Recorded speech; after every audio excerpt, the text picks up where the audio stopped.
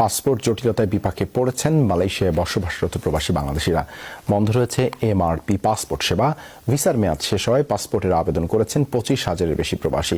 প্রবাসীদের অভিযোগ, high commission কিংবা আউটসোর্সিং কোম্পানি থেকে পর্যাপ্ত সহযোগিতা পাচ্ছেন না তারা। মালয়েশিয়া থেকে সহকর্মী আহমাদুল কবিরের পাঠানো তথ্য ও চিত্রে ডেস্ক রিপোর্ট। মালয়েশিয়া প্রবাসীদের দীর্ঘ এই অপেক্ষা পাসপোর্টের জন্য। এমআরটি পাসপোর্ট সেবা বন্ধ হওয়ায় হাজার হাজার প্রবাসী প্রতিদিন ভিড় করছেন বাংলাদেশ হাই কমিশন এবং আউটসোর্সিং কোম্পানি ইএসকেলে। এখন পর্যন্ত মালয়েশিয়ার প্রায় 25,000 প্রবাসী বাংলাদেশি এমআরপি পাসপোর্টের জন্য আবেদন করেছেন, কিন্তু 6 মাস পেরোলেও এখনও সেগুলো হাতে পাননি তারা।